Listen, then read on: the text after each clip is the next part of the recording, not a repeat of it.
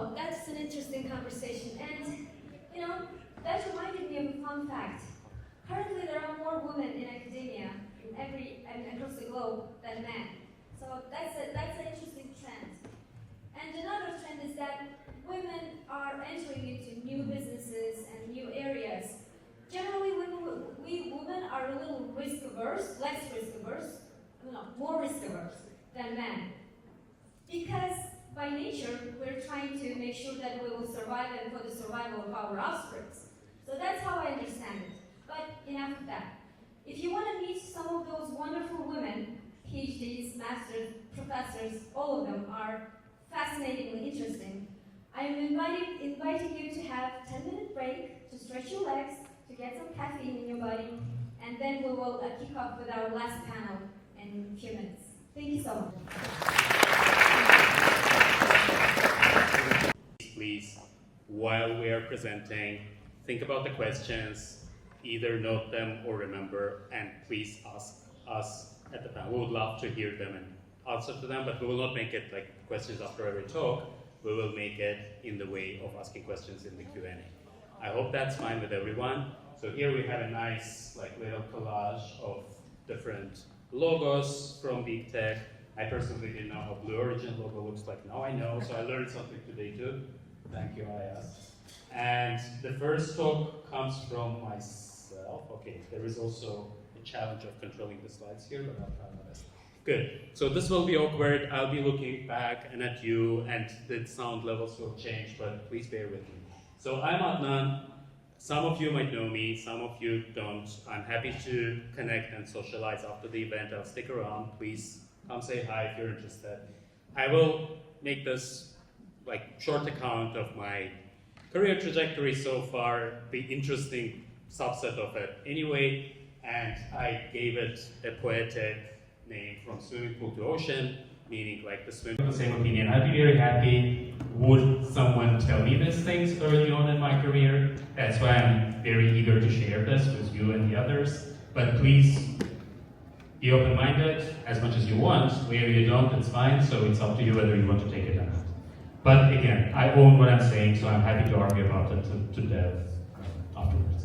So this is, oops, that was too fast, I'm sorry. Imagine you didn't see that. So this is me, Adnan, staff engineer in Meta, working on machine learning compilers, GPU kernels, ML efficiency, working in PyTorch. Those of you who work in AI and with machine learning hopefully know what PyTorch is. It's kind of, in my humble and of course biased opinion, is the most important machine learning framework, both for industry and academia. And that is how I look on LinkedIn. Please find me and connect with me. I'm very happy to do so. This is how I looked, maybe 15, 20 years ago, 19 years ago. So some of you might know me from that image. I played some trivia games, as Dr. has mentioned. So two things are obvious. I lost some hair and my taste in the clothes has become worse, but hopefully that's not the main highlight of my presentation. So as it comes to the journey, right? So I logically separate or group this or cluster this into three separate parts or chapters. One is Simbrella in Azerbaijan, the second is Technical University of Munich and Volkswagen in Germany, and the third is Meta, where I am now, but it started in Germany and now I'm in the US. So let's start with Simbrella. This is kind of the continuing poetry of from swimming pool to lake. So this is kind of the first expansion of my area of functioning, operation, and learning. So show of hands, who has heard about Simbrella before? Good. Yeah, that's fair amount of hands. Thank you. So the impression that I'm getting about Simbrella from people in Azerbaijan is that it is basically a remarkable, cool, whatever you want to call it, Azerbaijani startup, and great tech company in Azerbaijan still to work in. But I would argue that this is just the tip of the iceberg and there is more. And namely, the interesting things about Simbrella is that it was established in 2008 in Azerbaijan. Yes, it was a fintech startup at the time where fintech wasn't really a term, and it was in Azerbaijan, which makes it double or triple remarkable. And at its peak, I think, it was actually serving 240 million subscribers. If you think about that, that's 3% of the world population today. Back then, it was probably more than 3%. So for Azerbaijani company, which at that exact time was like 50 people in Baku, and of course some partners internationally, but the core team was in Baku and it was 50 people, and 20 of them were in the tech team. This is pretty solid. I would even say pretty amazing number. And we've been operating in 25 countries, including Azerbaijan, and giving 3 million credits per day. So it was a nano financing. If you remember this, mobile operators, like how Azersel was to be like prepaid and we would have contours and SIM and kind of all of that stuff. So this is the kind of product and emerging markets we were in.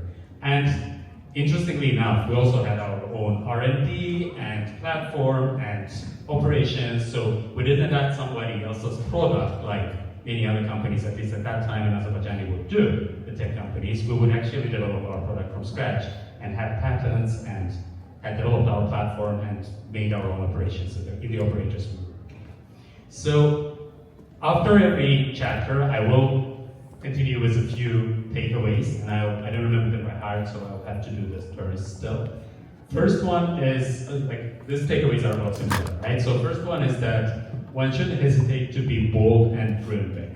And when I project this onto this experience of chapter of my career about Simbrella, this means that kind of being bold and dreaming big is definitely not sufficient for succeeding, but I would claim it's necessary.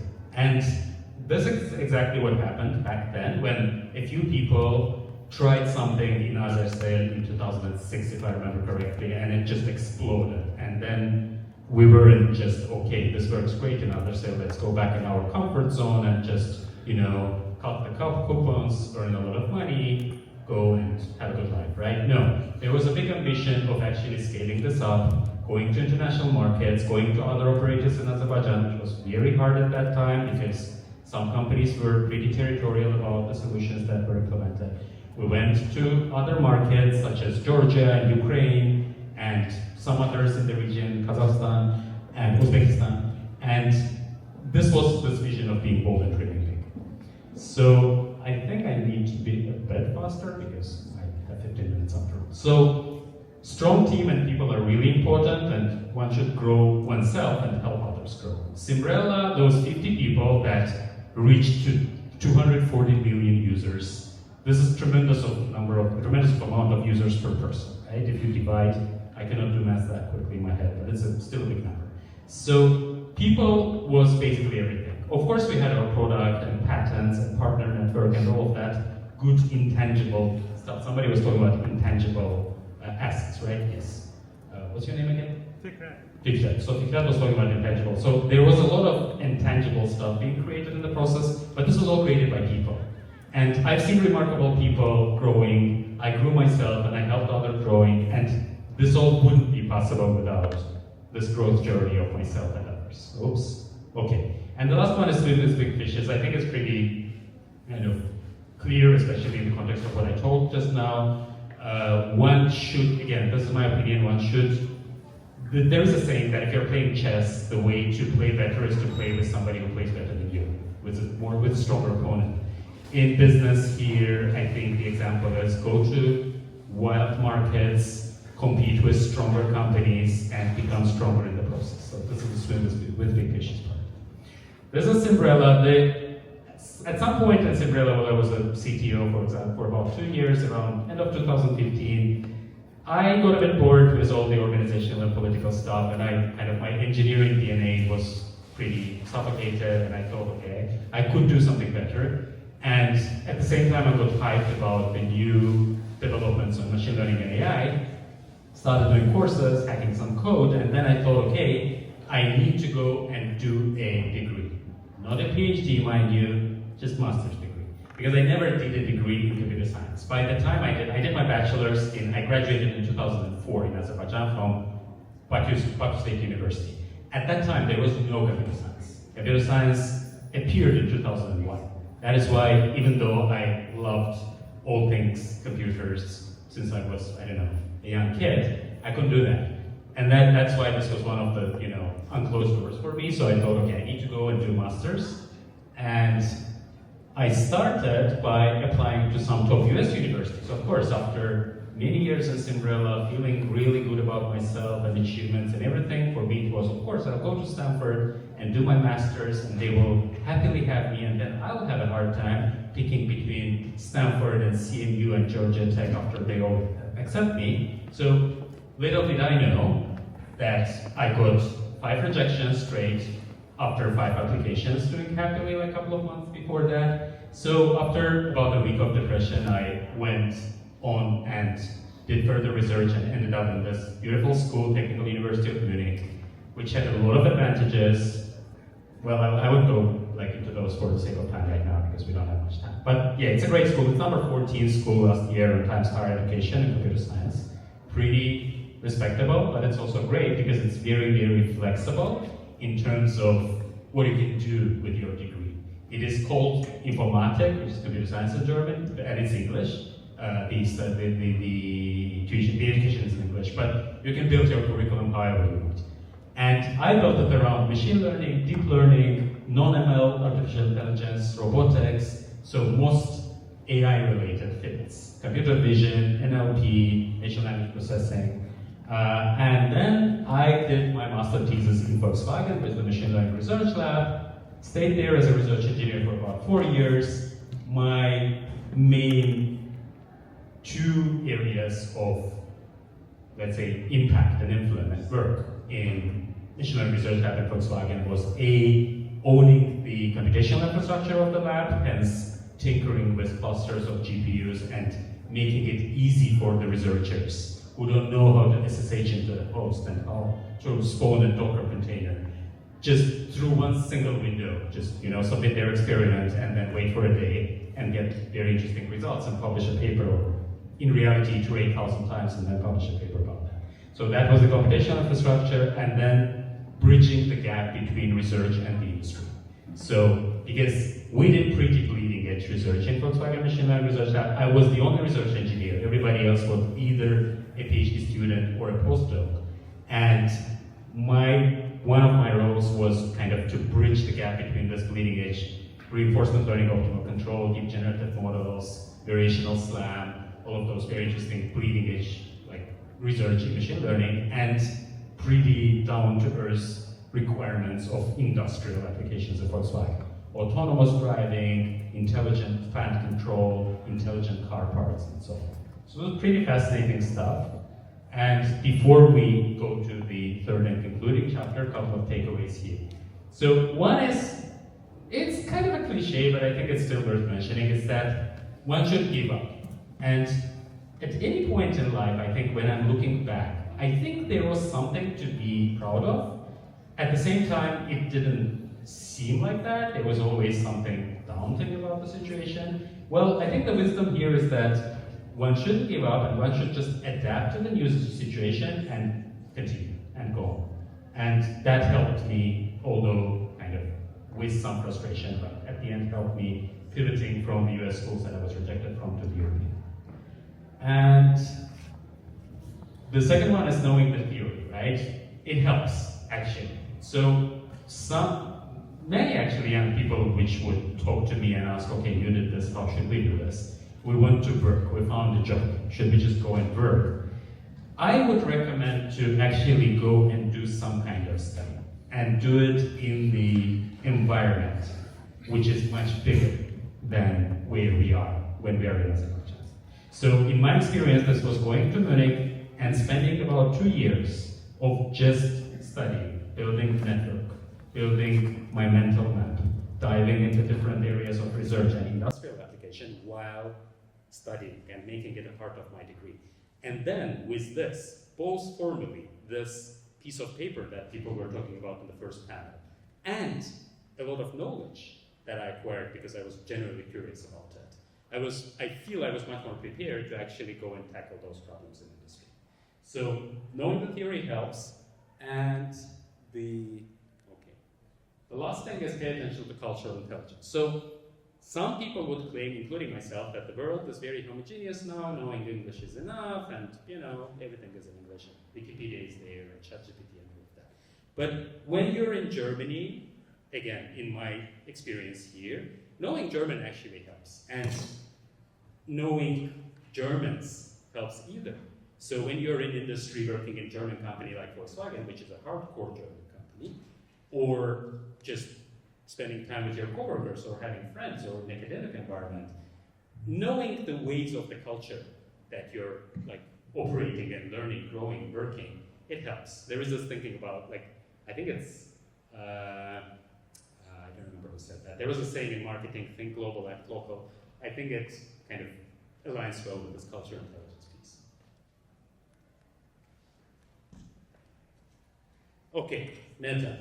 So, show of hands, who knows Meta? Good, almost everyone. Okay, so this is what I think is the ocean, and I'll try to explain why, right, in those couple of lines. And I know I'm probably out of time, right? Okay, but I'll make it quick. So this started in Germany. I was approached by, like in LinkedIn, I was approached by a recruiter saying, hey, you did some cool work in Volkswagen and machine learning. We're hiring machine learning engineers like crazy, so would you apply? And I applied, and I passed the interviews, and I started in Germany. The bootcamp was frozen when I started. There were layoffs in November, and we in Germany and across Europe, there was like many people who were hired around that time. It was pretty challenging, so at the same time, I had this idea. I was hired as a machine learning engineer, but I had the idea that I want to work in machine learning infrastructure. And because I wanted that, it was kind of clear where to go. It was just not clear how to get there, because the best machine learning infra teams, the only machine learning infra teams, were here in the US. So through some, research and communication within the company, I found the team in PyTorch.org. I joined that. I spent a year in Germany, and after that, I moved here to the US because the team is here, and it makes generally more sense.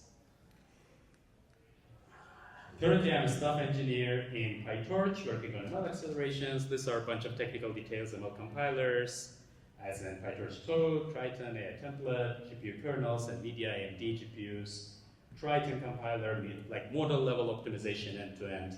I won't go into depth of that because it's probably boring. What is probably less boring is that I think Meta is great as any big tech company, and this talk is mostly about big tech. And great in many ways, right? It's great for learning, great for growth, networking, mentoring, and many other things actually. But it's not for everyone, arguably, because it can be messy and it can be crazy. Because, things move very fast, and sometimes it's not clear what the responsibilities are. So there is a lot of personal motivation and being able to navigate things personally and being very open-minded, actually, and being very open to the signals from the environment. So let's summarize this. This is the most important takeaway. So hands down, this is the most important takeaway, right? Many people, especially from Azerbaijan, don't do this. Please do this. Please be open to feedback. People around us know more than we do.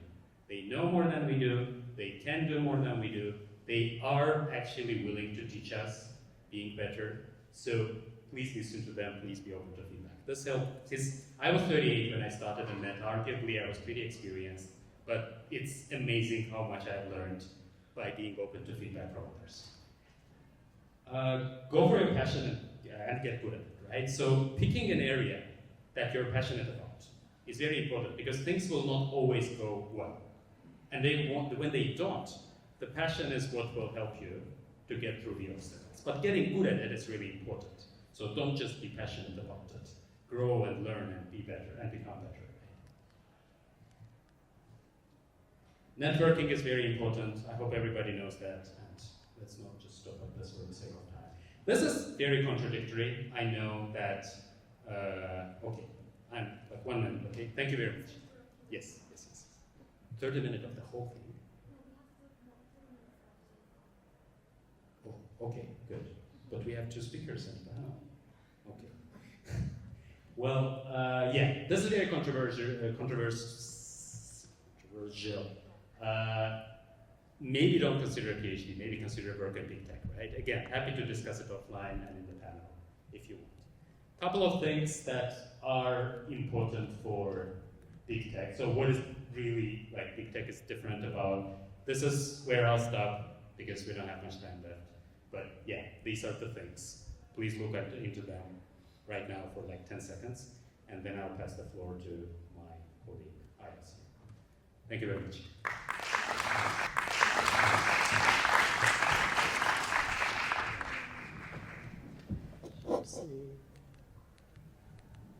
No, it's not. It's other way. Yeah, Shalahan will pass to. Okay. Other way. Yes. Right. Good afternoon, everyone. I know some of you might be like tired or might be even hungry. The first question I asked to Mr. Qasim, like, why our session is at the end? And he said, you know, the dinner is like very close to your session, and people wait for dinner, so they will stay and listen to you. So I said, fair point. And seems like strategy worked, actually. I see many people in the audience, that's good. So my name is Ayaz. I work for Blue Origin. For those who don't know Blue, we build like rockets, rocket engines, rockets, everything. Not everything flies, but you know, like something that flies. So I work there as a reliability engineering lead in the engines group. We build engines for rockets. Today my topic is a little bit, obviously it's like very similar, like differences between academia and industry, but I want to just shed light on a little bit the different perspective here, like knowledge. What does it mean, like knowledge in industry and academia? Okay, so since the early in the history, we were like, as a humankind, we were trying to understand like things going around us. We're trying to understand, you know, the nature and like the systems that we are part of, right? We're trying to understand, we were actually trying to understand input-output relationship, right? And I think that has been the main focus in academia. Like, you know, like Isaac Newton, he was just, you know, popular story, you know about that, right? Apple stuff. I know if it's true or not, but so he has been like curious about like why this is happening, right? Why this relationship is actually legit, right?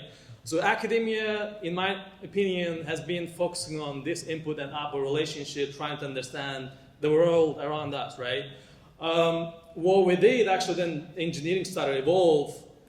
What happened was like we had like real life problems, right? And engineers, they started using this knowledge from academia or from science, I would say. We started building, using this knowledge, creating products that actually would, you know, solve our real-time problems, like in real life. And then, you know, that way you have like cars, you have, you know, planes, and you have phones and stuff like that, right? That has been really, the second part has been the focus in industry, trying to use the knowledge actually created in science, in academia, use that knowledge and create like useful products for our, you know, day-to-day lives, right? Sorry, this is kind of a little bit challenge here. But the thing is here, the problem in real life, there are lots of noise factors. Like I'm obviously an engineer. In engineering, we love to use like noise factors. Like these are the stuff that, you know, it's not easy to predict, model. These are like environmental operational stuff that going around us. That is kind of like a blocker in this relationship, input-output relationship, and it makes it challenging. That is what we're trying to solve, actually. What we're focusing in industry is mostly about that, right? Because that's the thing is going to fail your stuff, right? It's going to fail your airplanes, your cars, your phones, and stuff like that, and people might get hurt, right? Obviously, we are also focused on understanding basic relationships, but we are also interested in understanding like those noise factors that would, you know, just, you know, fail our products. So this is a really good example. I really like to give this example. Have anyone actually seen this example anywhere? You've seen it in my slides, okay. You've seen it? Okay, so imagine you have an elephant, right, up in the hill. And imagine you're a very strong person trying to push that elephant down the hill, right? And what happens, you're interested, you know the mass of that elephant, right? You know the angle of that hill. You're trying to see when that elephant will hit the ground.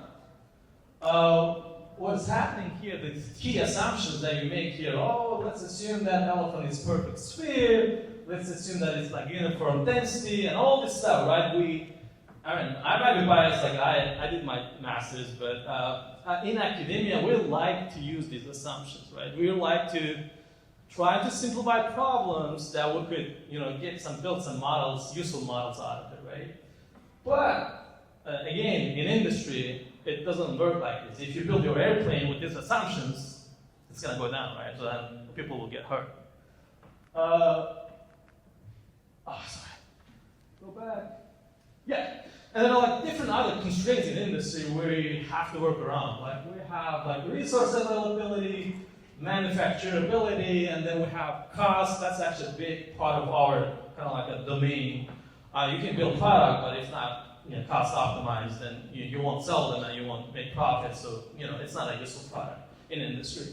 And then you have time, and then you have like safety regulations, right? Especially in regulated industries like airspace, oil and gas, and medical industry. So you have to work around these constraints in industry. So I really like this categorization. Usually they say there are two types of knowledge. The first is explicit knowledge, which is more about like academia focus. It's about like knowing stuff, right? It's about knowing these relationships, models, how things work. And then in industry, what we're focusing is actually that tacit knowledge? This is about like knowing how. This is about like building real products that work and useful for people, humanity, right?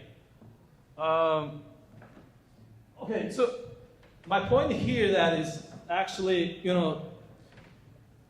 there are like these two different domains that are different, but they have many things in common. So so they're not necessarily part of each other. Like they're not subset of each other. They're two different domains, two different sets, but there are like lots of common things, lots of things that we share between academia and industry. Then I think like innovation comes out that common things. So what are we challenge here? Come on.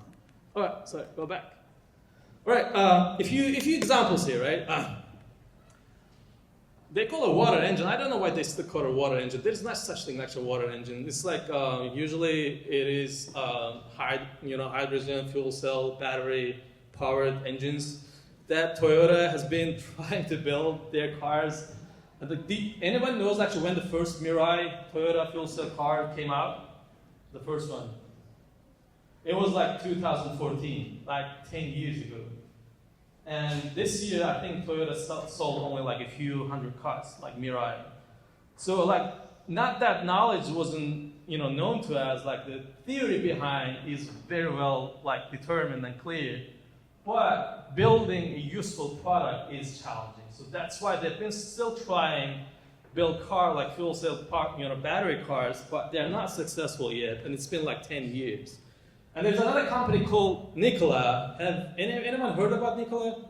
Okay, I was actually, for those who don't know Nikola, they were like a startup. They said we're gonna build hydrogen cell battery powered trucks, right? And it's a huge actually idea. But just this year they announced their bankruptcy. And unfortunately I was one of their investors, by the way. So I should actually talk to Mehmet like about the investing stuff. And then like robots, right? I mean, humanoid robots, like they've been like very hit topic. I mean, they are actually a hit topic nowadays. Like everyone is actually talking about humanoid robots. And now the question is why they were not this much active or like, how to say like hit topic before, like 5 years ago. It's just because like not the theory was about, like not known to us.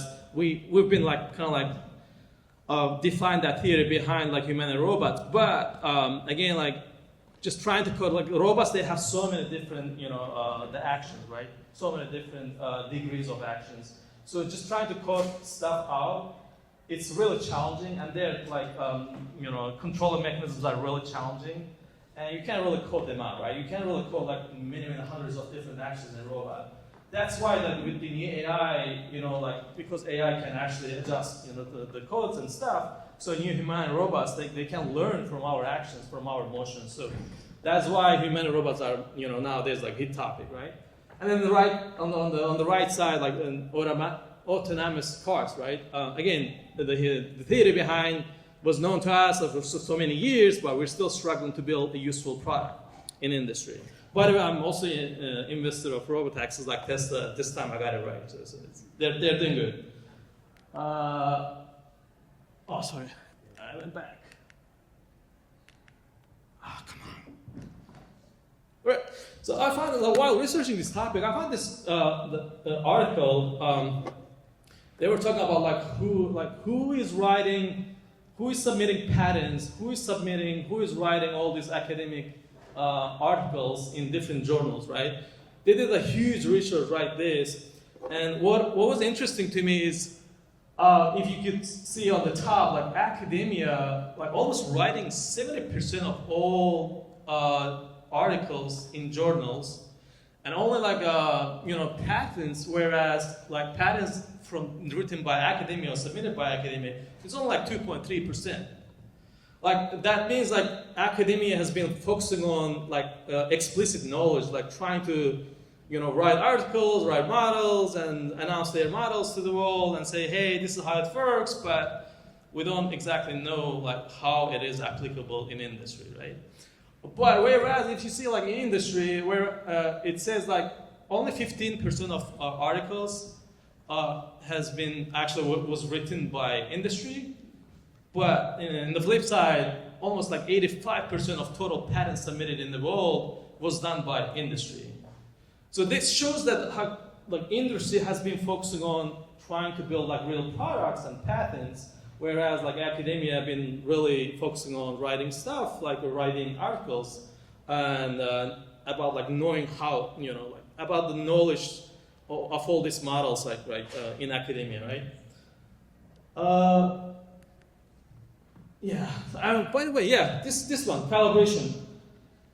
This is really was surprising to me. Like seeing collaboration between academia and industry, it is so low. And as you can see, like total patents written with collaborating like industry and academia is all like 0.2%. Whereas like articles written in collaboration with industry and academia is only like 2.6%.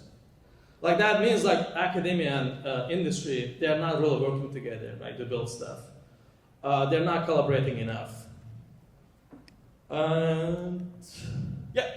So if you know like, so those two domains that I actually mentioned, knowing about stuff and also knowing how to build stuff. So innovation basically comes out of those two domains, right? If you get two things right, you can actually innovate products.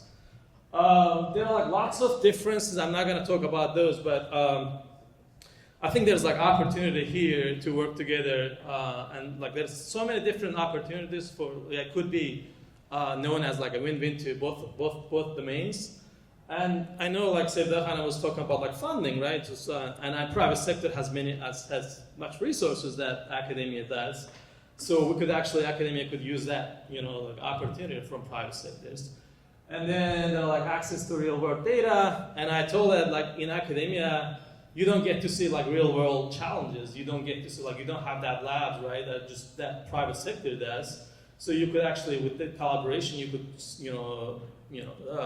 validate your models that you actually build in academia in real world conditions. And then, lots of student internships and trainings and infrastructure. Also, Akhundov talked about that. In academia, it's like certain tests could be done like in 2 days, but in private sector, you can do that like in 2 hours, right? So my dad is also from academia.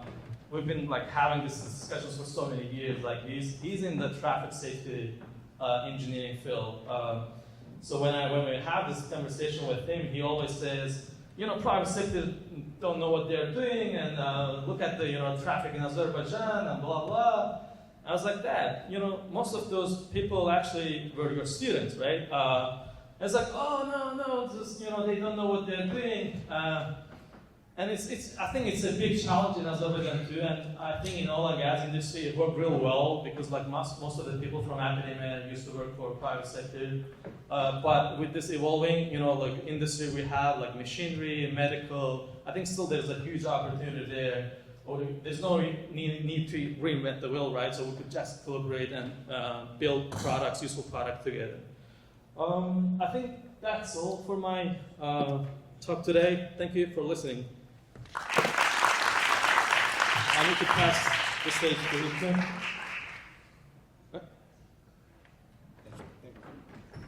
Hello.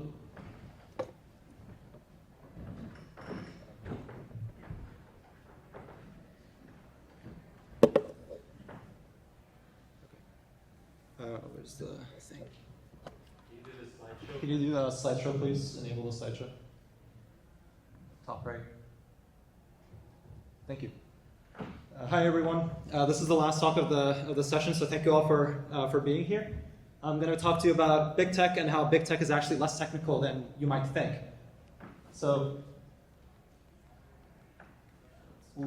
okay, so a little bit about myself. My name is Ilknur Mustafazade. I'm the guy on the right.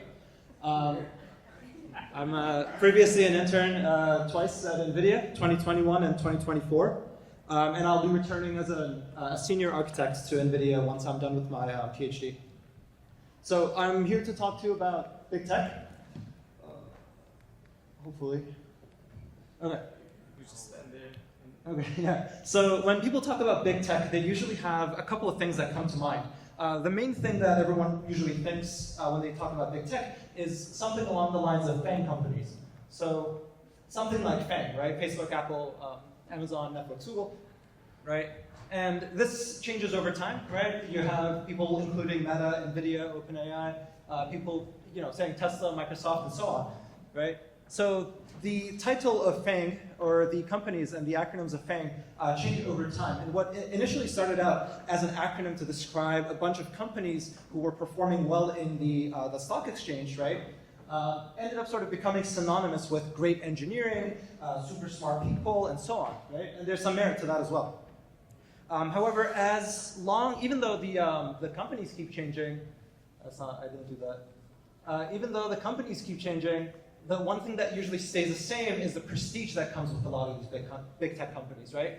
And that is reflected in the application cycle, right? Because of the prestige and the fact that everyone wants to work at these big tech companies, you have a lot of this is like anecdotal evidence of real people, right, nonetheless, with thousands of applications and very little return on their investment, so to say, right? So I'll tell you about some observations that I've made over time, over the course of me applying to a bunch of these big tech companies, like NVIDIA, Apple, and so on and so forth, getting offers, right?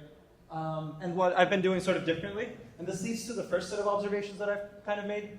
The first set of observations is that big tech is actually more social of a field than you think. You actually have to go out of your way and talk to people, and you can't just sit and just be solving problems all the time. I've gotten way more interviews by just talking to people, right, and getting to know people than applying online. I think the only company that actually ever responded to my online application was like Apple or something.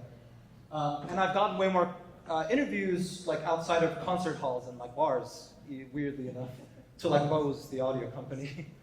But again, things that worked for me may not work for you, right? This is a big disclaimer, so you have to keep that in mind.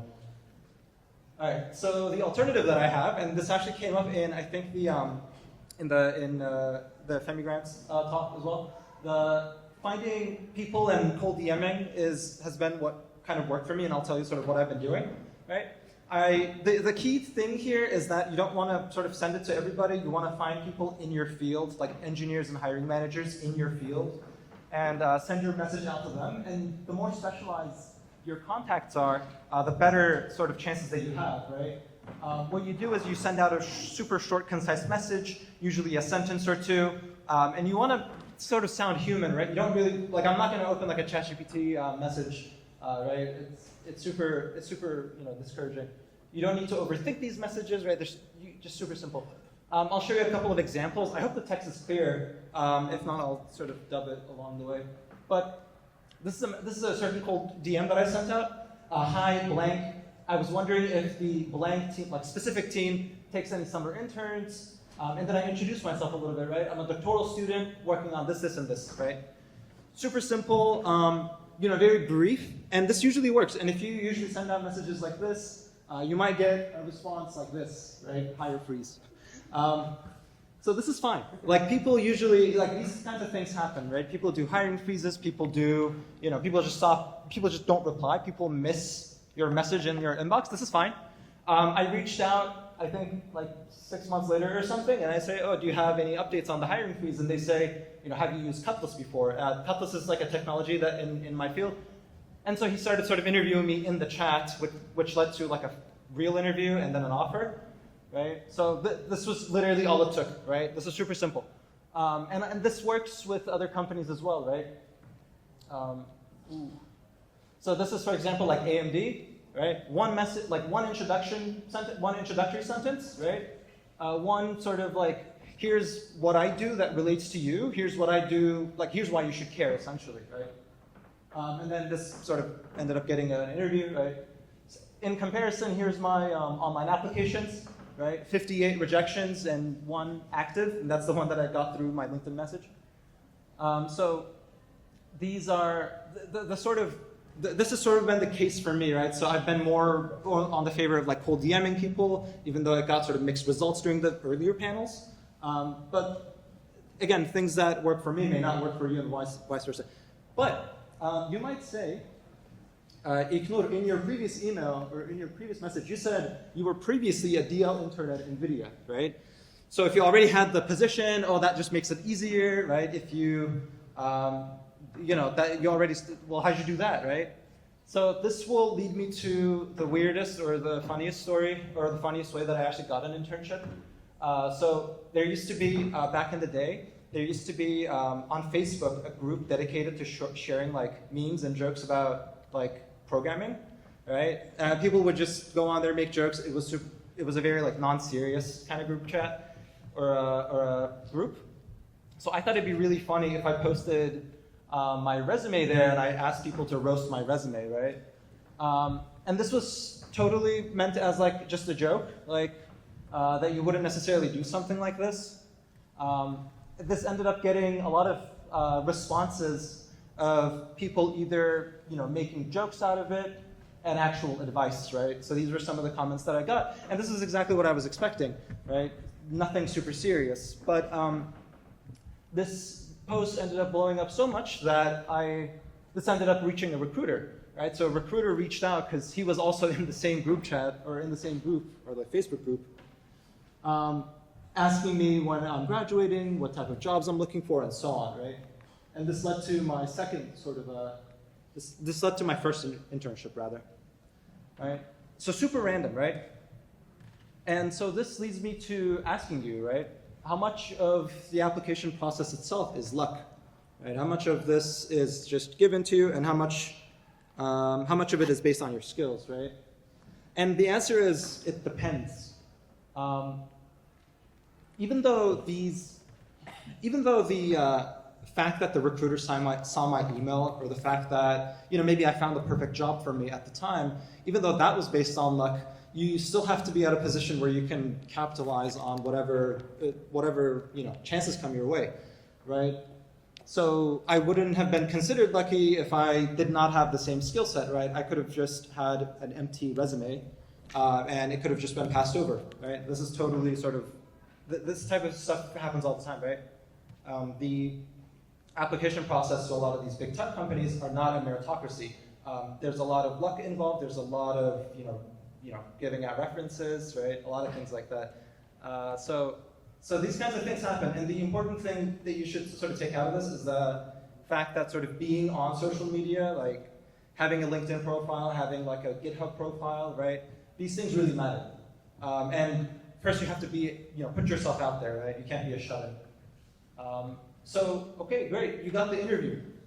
now what do you do? And I'll sort of talk about the interview process that I went through at a high level.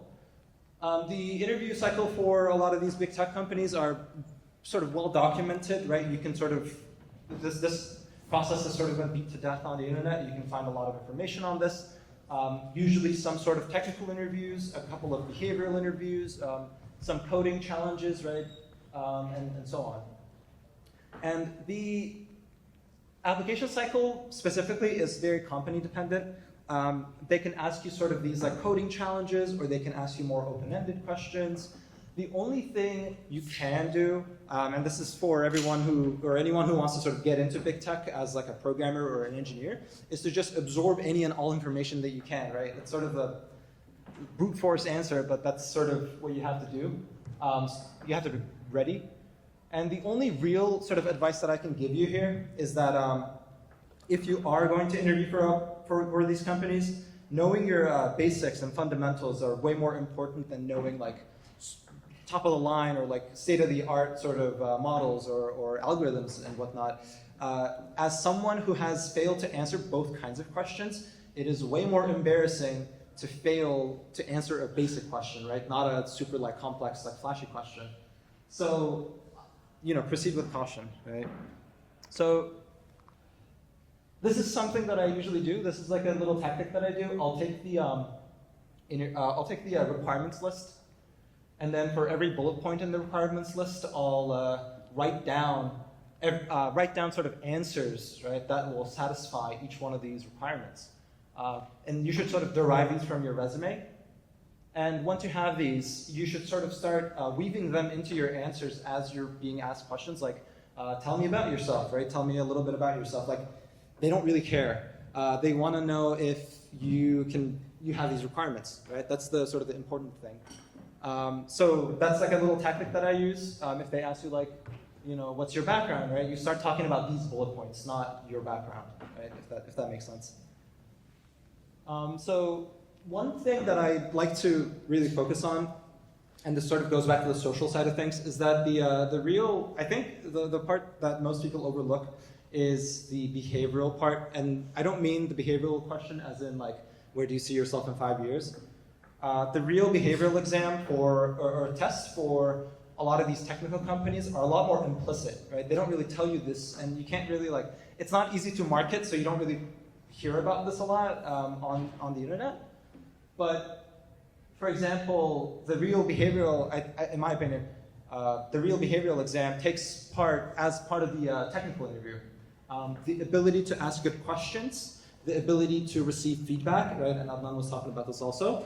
The ability to collaborate with your interviewer almost, that almost sort of guarantees, right, whether the person likes you or not, and whether they will write a favorable, feedback on you to the team, right?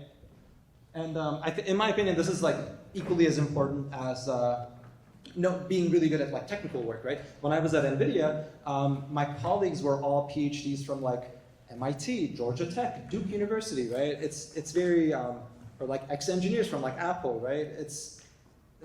There's no way that people more qualified than me technically didn't apply to the same job, right? It's just, there's something else in there.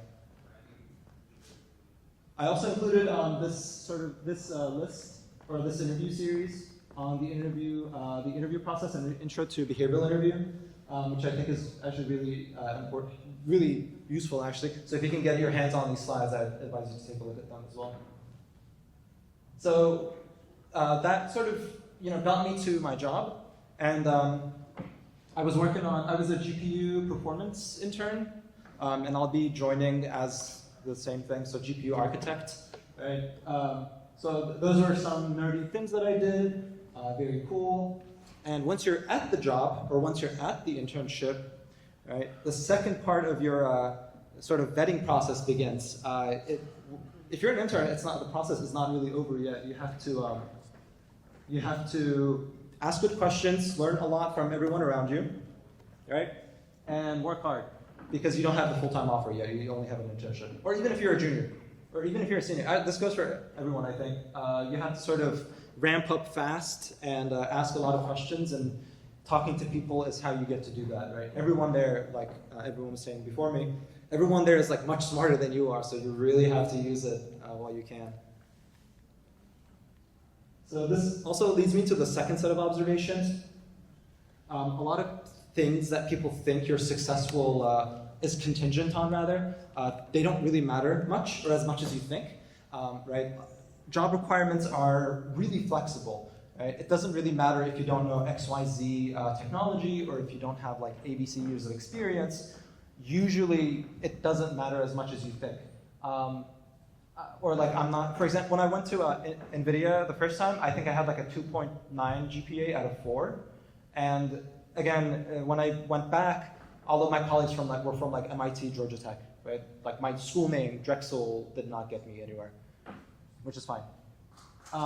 And also, you have to be able to, personable and easy to work with, right? Like people want to work with people, right? And they sort of hire you because they eventually want you to lead teams and be like a senior member and be like a lead, right? You can't just be like, you're not just going to be like in your room solving problems all day. Right? There's also that side of it.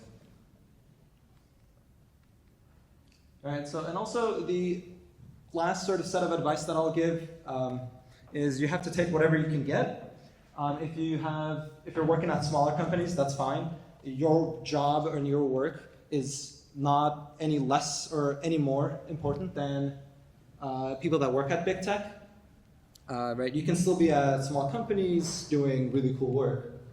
And yeah, it doesn't really matter where you are, or it doesn't really matter what company or university that you're at. If you're just starting out your career, take whatever small jobs you can get, or at small companies, or work as research assistants at your school. Right? This is a great way to sort of beef up your resume. Yeah. So and that was the last set of sort of advice or observations that I was going to mention. So thank you for listening. I'll be looking forward to your questions in the panel session. So thank you.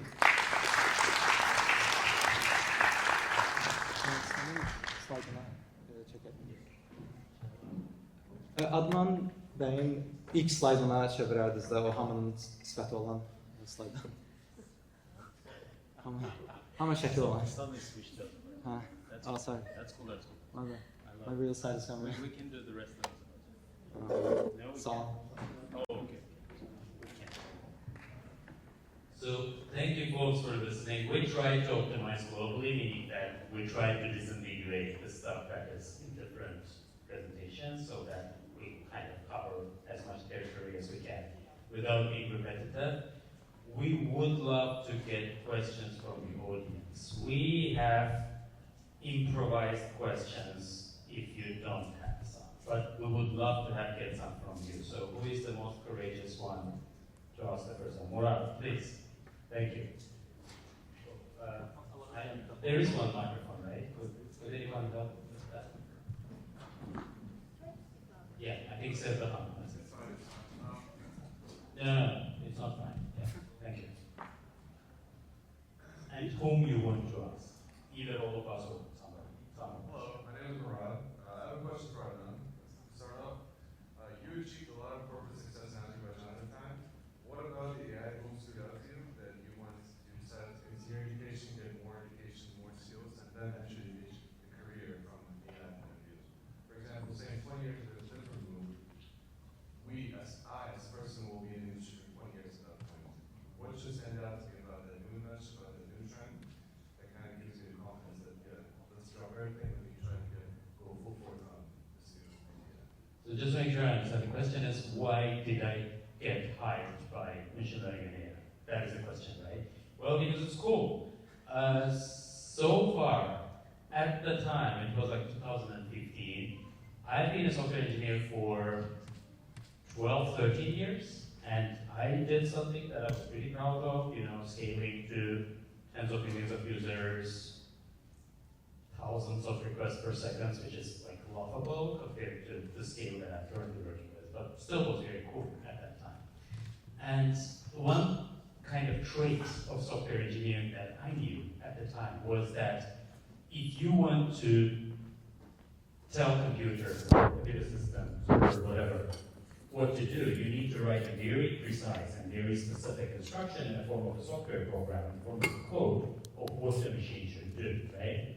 And suddenly, out of nowhere, in 2015, I see a couple of videos on YouTube talking about a completely different thing. You start with something seed as software, you start with some general like harness or initial code, and then the machine learns. That's the machine learning, right? The code, the program becomes smarter and smarter by summarizing, by detecting and kind of learning the patterns from a lot of data or experience occurrences. That was the essence of machine learning. So I was kind of confronted and fascinated by this body of self-learning machines or self-learning programs, which is very different from what I've seen before, and that is why it seemed very cool.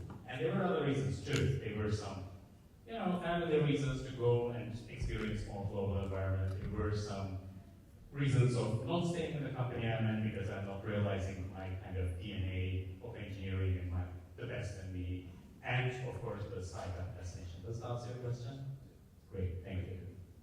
Next question, please, and please address it to someone, one of us, or all of us. Yeah, Shred. My question to possibly all of you, but maybe Adnan is best suited to answer this question because he worked in Europe. My question is basically, you worked in Europe and you know the work culture in Europe, especially in this field of tech. Why do you think European companies are having hard time to scale their AI firms and become global leaders in AI? Is it the work culture? I'm sorry? Is it about the work culture, or is it about just like not having any access to resources? Great question. One counter question. Do you mean established big corporations or startups? Because I think the reason is different. Well, you can answer for both. That's a great counter answer. So, do you want to answer this? Yeah, okay. But please chime in. So, for big established corporations, I worked in Volkswagen, so I can tell you my experience in Volkswagen, right? Also, I think I'm not going to just buy any talking about it. So let's hope I'm not. So the thing is, those corporations are pretty strong in 80s and maybe 90s, right? And all the processes and culture and the principles of operation are formulated at that time. And Germany talks a lot, those companies, like in Volkswagen, we've heard a lot about what they call digitalisierung, which is digitalization, basically going from analog to digital. But it's 2025, right? So it's pretty late for digitalization. But this is one thing. Another thing is, I think this kind of established ways or principles of operation, they assume certain level of order and kind of the knowledge, the know-how that is deeply kind of rooted in those times and in those methods, right? That is why it's pretty hard. The gravity of those old ways, it is just too strong, or being very strong. I'm not saying too strong. Some companies achieve success. Like if you look at SAP, I think it does pretty cool stuff in AI, but that is a relatively new company. Volkswagen is pretty old, right? As well as, Siemens. But Siemens is maybe better, I don't know. So this is the corporation story. The startup story, so there is this thing called GDPR. I don't know if you heard about that. It's the data protection regulation. G is probably global, I'm not sure. So this is pretty important for European way of life and mentality. It's not just the thing on paper, right? The German friends and co-workers and other people that I observe, they are pretty proud that their data is protected. They feel pretty safe about it. But at the same time, the laws are formulated in such a way that makes it pretty hard for AI startups, even for big houses, to onboard AI. And as a result, some big companies like OpenAI and Meta and Google and whatever, I don't know exact statistics, so don't give me of that, but I know that some of the big companies restrict access to some of their chatbots and Gen AI tools in Europe, because otherwise it would certainly lead to big fines, because the laws as they are formulated, for example, can ask them, can demand them to fully explain how the model operates. But this is just not possible, because the model is deep learning model with 80 layers of transformer architecture. So, and and there's a lot of magic, right, that is happening. So this legal and social environment, which is pretty rigid towards data protection and onboarding of AI and AI coming and swaying everything in its way, which is maybe good from social point of view, makes it pretty tough for business incubation and startups going every day. Does this answer your question? Yeah. Okay, thank you very much. Please ask something from internal and class. Yes. I have actually a question to Ilknur.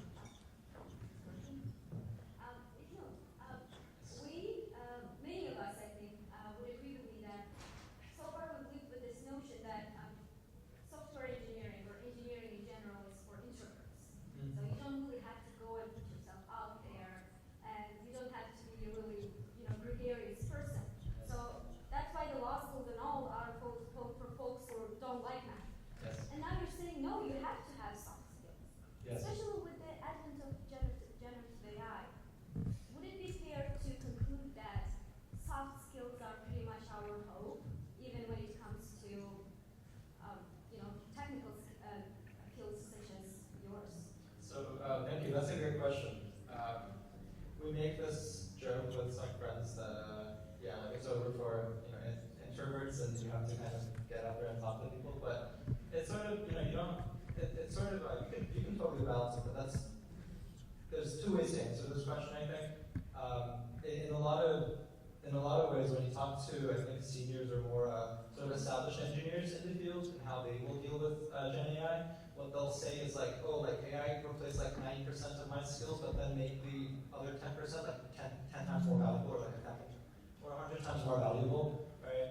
So, and those skills for higher up like senior people, that's more like management skills. That's more like leadership skills. The reason I think someone was talking about how junior level engineers are being replaced, and then like senior or medium levels are going to be replaced, right? The main sort of bulk of your job as a junior engineer is coding, right? And that's sort of the mechanical part of your work, and that's sort of the part that's getting the most effective, right? And there's also the one sort of like grain of hope that I can sort of give is that a lot of companies work based on trust, and if you don't have someone to hold accountable for like mistakes, right? You usually don't want a system like that. Right? You want some insurance, right? And you can't really hold like computers accountable.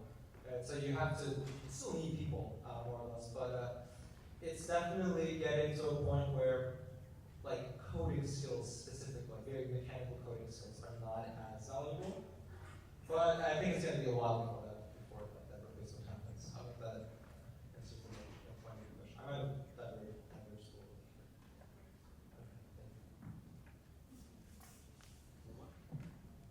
Yes, I can talk. Where's the microphone?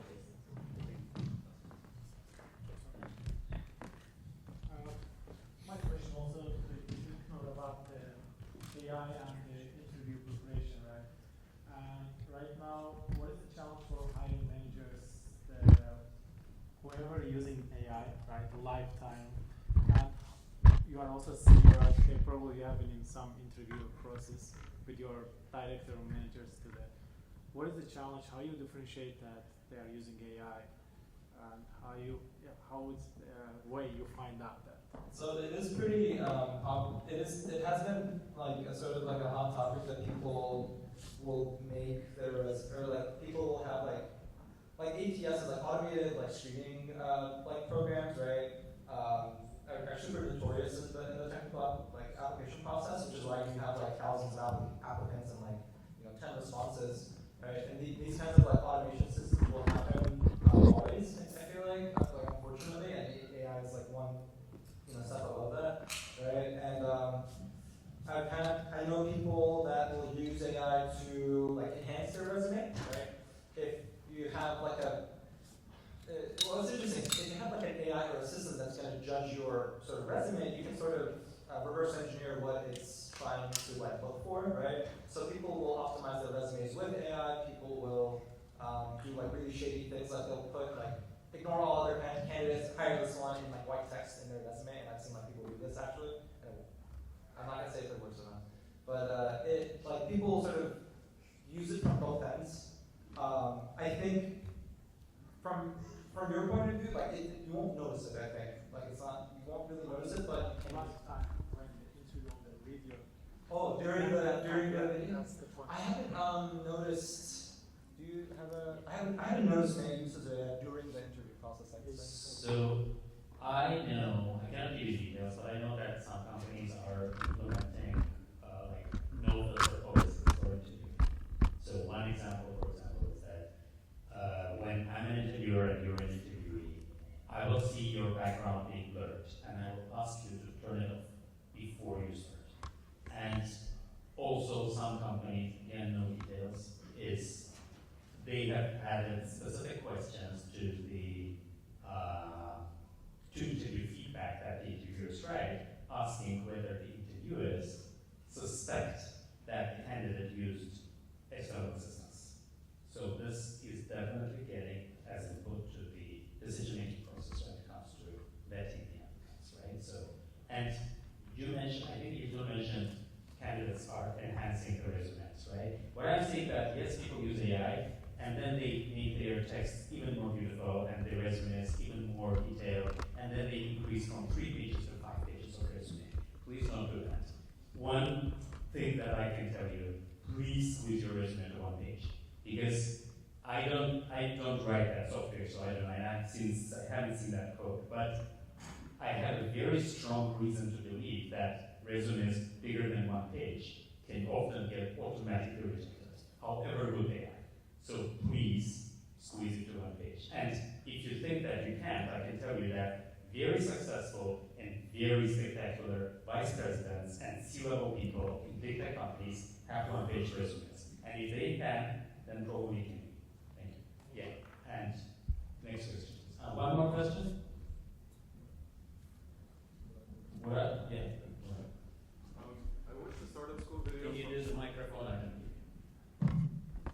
Where's it? Go on, I can pass that one.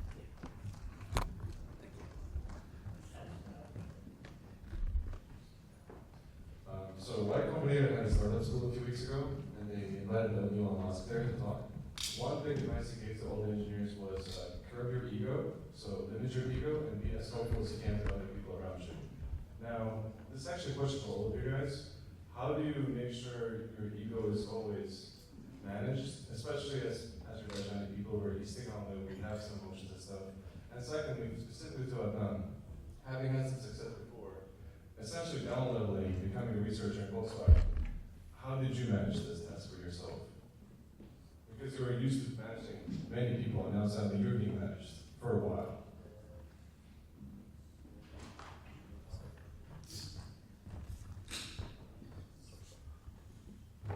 I mean, if you work in big tech, there's always like smarter people than you in the room. So I mean, I think that was one way. If you are like working alone in a garage, obviously you build a product and then you might be just ego might be higher. But I don't think that that's a big problem, at least in my experience in big tech. Maybe do you want to comment on that? Yeah. I mean, yeah. The people that you work with at these big tech companies, I mean, they are so much better. They're super smart, and you will immediately get humbled like super fast at these companies. But one thing that if I may add is I think when a lot of people try to get into these big tech companies, and there's a lot of prestige, right? There's a difference between like I want to, which sort of plays into ego, is that a lot of people want to get into big tech just to prove that they can get into big tech, right? So once you get there, you sort of have some like feelings of ego or like pressure lifted off of you, but then you want to add it in, right? Like imposter syndrome and so on. But like you were saying, like when it comes to like ego, you have to sort of really learn to be personable in that regard. You have to learn to be like, okay, you can't take it personally, rather, I should say. That would be like the main thing that I would say. Yeah. I have this collection of small answers to this general purpose specific part, right? So one is that I feel, because I did the behavioral interview, I watched the Drexel video and Ilknur talk, LinkedIn studies, and also video I dearly recommend to watch it. It's very good. And there he's also talking about that, right? So behavioral interview actually filters out people with, in my opinion, right, people with overblown ego. So if you go to the big tech, somebody who is pretty senior and trained well on doing behavioral interviews and has a big tenure in the company, because otherwise you're not allowed to do behavioral interviews, they will vet you and see, kind of ask questions to conclude enough whether you are workable. As Ilknur has mentioned, this is extremely important in his talk. People who work with people, and they want to work with people they like to work with. And who likes to work with persons with big people, right? So this is one component. Another component is that in my experience in big tech, and guys please add if it's different or if you want to explore this, imposter syndrome is a much bigger problem than actually managing your ego. So you get there and then suddenly everyone is smarter than you. And you're like, okay, why am I even here? Right? These people, they are so great. They are doing so well. They are absolutely amazing, fantastic, and I'm barely capable of doing half of my expectations. So managing that is actually much harder.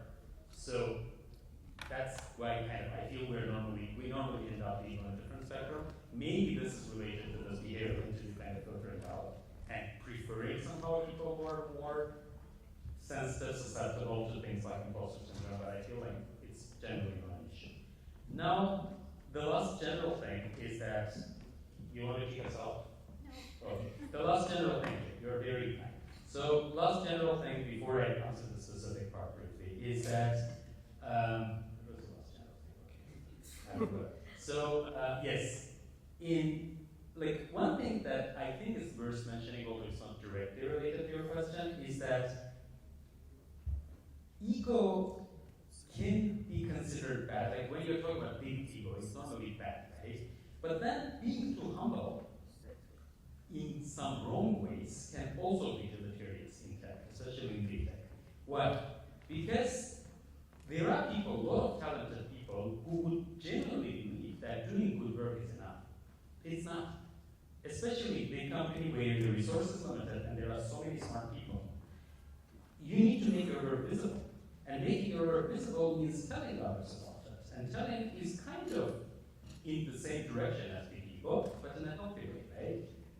Tell about it in such a way that others will be engaged and interested and remember, so that when the time comes, they will talk about you and champion you in whatever performance rating, right? So visibility is extremely important. This is something that not your manager and not your tech lead owns, but you own, as at any level in company like Meta or Google. Would you do that? Does it make sense? Okay, cool.